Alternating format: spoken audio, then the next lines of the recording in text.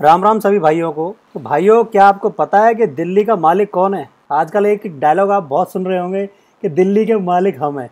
जी दोस्तों, तो आज हम आपको बता रहे हैं कि असल में दिल्ली का मालिक कौन था, जिसने दिल्ली को बसाया था, जिसने दिल्ली को बनाया था, स्टार्टिंग से जिसने ईंट रखी थी, वो कौन था। जी हाँ दोस्तों, दिल्ली का तोमर तंवर राजघराना गुर्जर वंशी है। गुर्जर राजा अनंगपाल तंवर यानी कि तोमर, गुर्जर अनंगपाल तोमर गुर्जर राजवंश का राजा था जो 11वीं शताब्दी के मध्य हुआ।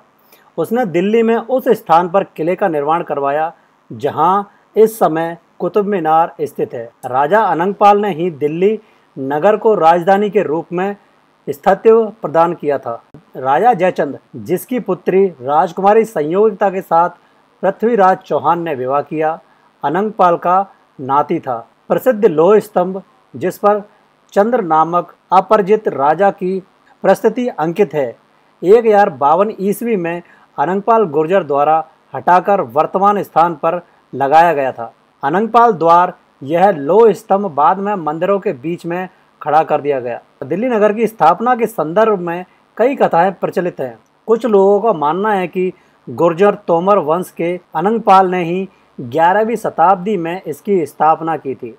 कुछ पुस्तकों में वर्णित है कि तोमर गुर्जरों के सरदार अनंगपाल ने 737 ईस्वी में दिल्ली के गांव में लालकोट नामक नगर बसाकर राजधानी की स्थापना की थी। बाद के समय में लालकोट पृथ्वीराज चौहान के पश्चात किला राय पिथौरा कहलाया। अनंगपाल की 2 कन्याएं थीं, सुंदरी और कमला।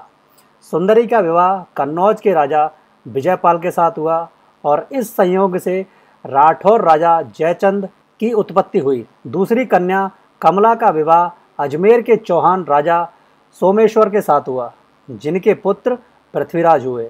अनंगपाल ने अपने नाती पृथ्वीराज को गोद ले लिया, जिससे अजमेर और दिल्ली का राज एक हो गया। आज भी दिल्ली में तंवर गोत्र सिर्फ गुर्जरों में पाया जाता है।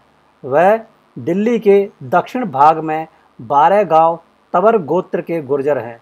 वह दिल्ली के भाट उन्हें गुर्जर अनंगपाल राजा की संतान बताते हैं।